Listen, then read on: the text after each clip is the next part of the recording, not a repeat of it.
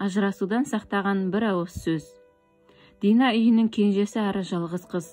Ерке өскен қыздың айтқаны әп-сәтте орындала кететіндігіне әбден бойы үйренген. Ауылда өмірге келгенімен ата-анасы 3 жасында жұмыс бабымен қалаға қоныс аударып, сонда бой жетті. Әкесі әскери қызметкер болды, анасы үй шаруасында. Балаларын бағып, ерінің бабын жасап отырған әйел еді. Динадан үлкен 2 ағасы болды. Содан да болар әкесі оны бір тал гүлім деп еркелететін. Жан-жағынан мейірім мен жылылық сезініп, қамқорлыққа бөлініп өскен Дина өте ерке, шаруаға епсіз болды. Мектептегі сабағы жақсы еді. Оқуын алтын белгімен бітірді.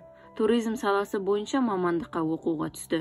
Санжар екеуі оқу орнындағы алғашқы білім күні кездейсоқ танысқан.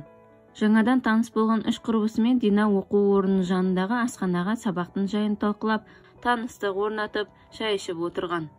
Кенет қарсы беттегі столда отырған жігіттер еш рұқсатсыз сұрамай қастарына келіп отырды. Бұған қыздар ыңғайсызданып, орындарынан тұрып кетпек болғанда, жігіттердің бірі Динаның қолынан ұстап алып жібермей қойды. Өжет қыз жігітпен қарсыласып әлек болып жатқанда, тыстан кірген Санжар бұларға араша түсті. «Ей, сен не істеп тұрсың, а? Жібер қане қолын». «Әй, боқмұрын, сен кімсің, а? Маған бұйрық беретін. Бар жөніңе кет», деді әлгі жігіт. «Мен оның ағасымын. Қане жібер қарындасымды. Әйтпесе ісім сенмен болады», дей салды Санжар. Әлгі жігіттердің мысы басылып, қыздарды еркіне қоя берді. Қыздармен тысқа ілесе шыққан Санжар: «Қыздар, сендерде бәрі жақсы ма? Әлгі жігіттер ештеңе істеп қоймады ма? Қане қолыңды берші көрейін. Білегің көгеріп қалған сияқты», деді. «Рахмет сізге. Әйтпесе әлгі тәрбиесіз балалар тап бермек болып еді», деді аққұба келген қыз. Дәл осы сәттен бастап Динаның жүрек түкпірінде Санжарға деген жылылық пайда болды. Олар жиі ұшырасып жүріп, бір-бірімен дос болып кетті. Кейін осындай әдемі сыйластық кіршіксіз махаббатқа жалғасты. Дина Санжардың ауылдың баласы, шаңырақта қалатын жалғыз ұл екендігінен хабардар болса да, бәрінен ұлы махаббатты биік қойды. Санжар туралы анасына да айтып берді. Анасы қызының ерке, шаруаға епсіз екендігін білетін болған соң, ауылдың баласына жар болсаң қалай болады екен деп қорқынышында жоқ емесін айтты. Бірақ бұл кезде Динаның көзі Санжардан басқа ешкімді көрместей, құлағы естіместей болды. Осылай жүріп қызыққа толы студенттік өмірде аттай зулап өтті. Санжар Динаға оқу бітірген соң үйленгісі келетінін айтты. Дина аз уақыт болса да дипломның кәдеге асқанын қалады. Ал Санжар оқу бітірген соң қалада тұрақтап қала алмайтынын, ауылға қайту керектігін түсіндірді. Не керек, жастар диплом алып, мәре-сәре болып жатыр. Дина: «Ертең мен ауылға қайтамын.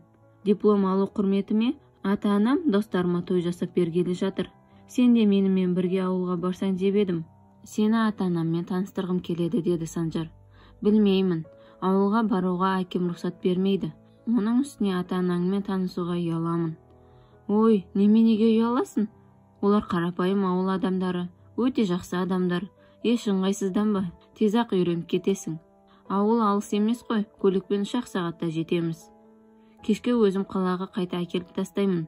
Дина келіскендей болды, бірақ іште қорқынышы болды.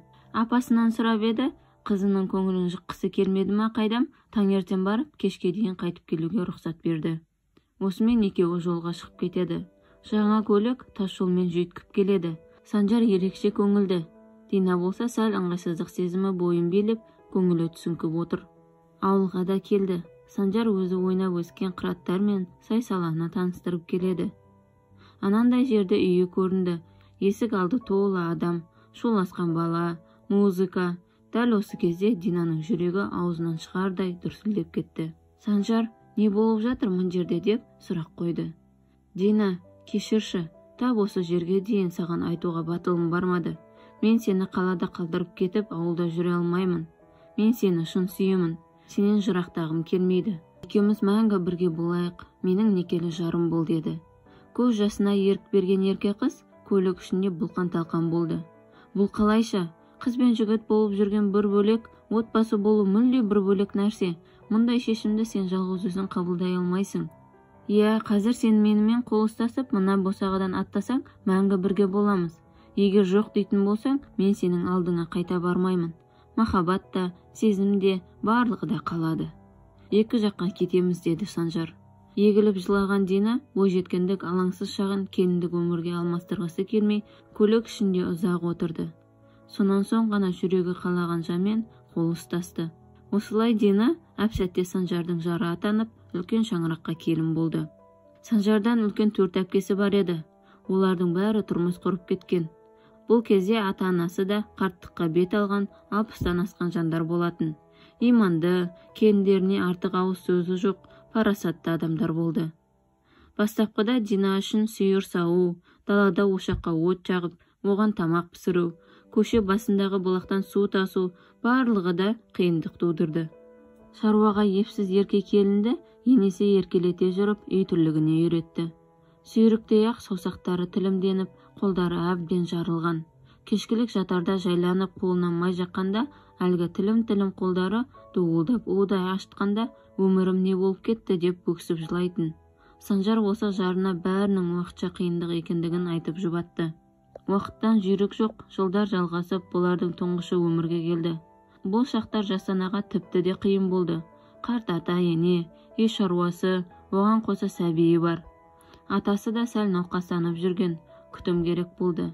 Бірде Дина ауылдың ауыр тіршілігінен шаршап, ата-енесі мен жолдасына туған үйіне біраз уақытқа барып келсем деп сұранды.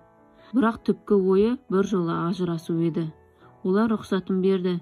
Дина баласын алып қалаға кетті. Ата-анасы қыздары мен жиенін құшақ жая қарсы алды. Мәре-сәре болып отырған шай басында әкесі, «Қызым, Санжар неге сендермен келмеді?» деді. «Жұмыстары бар, әке. Оның үстіне атам сәл сырқаттанып жүр. Құда ауырып жүр ма? Онда неге келдің, балам-ау?» дегенде әкесі, «Әке, сіз не, мені сағынбадыңыз ба? Талайдан бері келгенім осы ғой» деп бұртиып қалды. «Неге сағынбайын, қоңыр қозым-ау? Бірақ сен енді сол елдің адамысың. Төркіндеп келерде өз үйіңнің жағдайына қарап, жайлы етіп келуің керек. Әрі қыз бала төркініне жолдасынсыз жалғыз келгені жарамайды. Сондықтан менің сөзімді дұрыс түсін қарағым» деді. Шай ішіп тарқасып, анасы мен қызы оңаша қалды. «Қызым, жүдеп кетіпсің ғой, жағдайың жақсы ма?» деп сұрады анасы. Динаның көздері мөлдіреп, тығылған жасты анасына көрсетпей сығып алып, ұзақ үнсіз отырды. «Апа, шынымды айтсам бәрінен шаршап кеттім». Мұны естіген анасы бар тірлігін тастап қызының жанына жайғасты. «Бұл не деген сөз, шырағым-ау? Ауылда өмір сүру қиын екен. От жағамын, су тасимын, кәрі ата-енем бар, мал сауамын, бала бар, әбіржіп кеттім. Бұдан артық тұра алмаймын, онда ажырасамын» деді. «Қой қызым, мұндай сөзіңді мен естімедім. Енең мазаңды ала ма? Әлде күйеуің ұрып соға ма? Қарның аш, киімің жоқ па?» деді анасы. Бұл сұрақтардың бәріне Дина басын шайқап жауап берді. Ендеше шаңырағымды бұзуға сол ауылда тұрғаны үй шаруасының ауырлығы себеп пе? Динада үн жоқ. «Қызым, Санжар екеуің бір-біріңді өздерің таптыңдар. Сені біздер жат жұрттық бала ғой деп өз үйіңе бетіңді қақпай еркелетіп өсірдік. Бірақ енді сенің мойныңда өз жауапкершілігің бар. Ересек адамсың. Бір отбасының келінісің. Ер азаматтың жарысың. Енді міне анасың. Отбасын құру баланың ойыншығы емес, кез келген жанұяның қиындығы болады. Ол мейлі ауылда тұрсын, мейлі қалада тұрсын. Қайта қасыңда иманды, жақсы адамдар бар. Соған неге шүкір демеске? Мен де ауылда келін болдым. Сен кешкен қиындықты мен де көрдім. Одан жаман болып кеткен жоқпын. Үлкендердің бақытты бол деген батасын алдық. Біздің де отбасымызда қиындықтар болды. Оны сендерге сездірген жоқпыз. Сондықтан құлыным, мұндай жаман ойды ойлама. Қиындыққа сына берме, бәріне жеңіл қара» деді анасы. «Әлі-ақ осы күндерді күліп еске алатын боламыз. Балаға ана керек, дәл солай әке де керек. Енді сен өзіңді ойлап шешім қабылдай алмайсың. Мына бұзық үшін енді сен де жауаптысың» деп анасы қызына ақыл айтты. 2 күн төркінде демалған соң анасы: «Динажан, ақылдым, үйде қарт енең бар. Атаң науқастанып жүрсе қиналып жатқан шығар. Ертең үйіңе қайта ғой. Ят болады. Санжар да баласын сағынған шығар. Әкең де мен де саған тілекшіміз. Бізге сенің амандығың керек. Жыламай жүрсең болғаны» деді. Дина апасының ақылын құлағына құйып бар ойын өзгертті.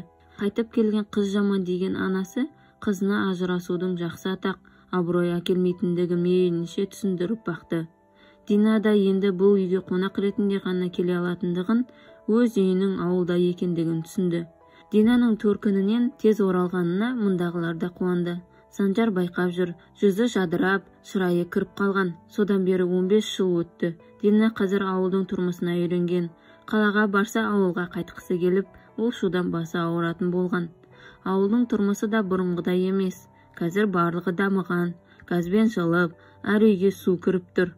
Анасы айтқандай тұрмыстағы уақытша қиындықтарды қазір балаларына күліп айтып отырады. Санжар екеуі қара шаңырақты құлатпай, ішін жанға толтырып, бай қуатты тұрмыс кешіп жатыр. Қазірде отбасын құрып, көп өтпей-ақ екі жаққа кетіп жататын жұптар өте көп. Оларға ата-аналары тоқтау, ақыл айтудың орнына ішіме сыйған бала сыртыма да сыяды деп қабылдайды. Осылайша шайқалған шаңырақ пен тірі жетім атанған өміріне өкпелі бала көбейіп жатыр. Осы әңгіме қыз өсіріп отырған аналар мен болашақ келіндерге өнеге болса деймін. Туынды авторы Маратқызы Н.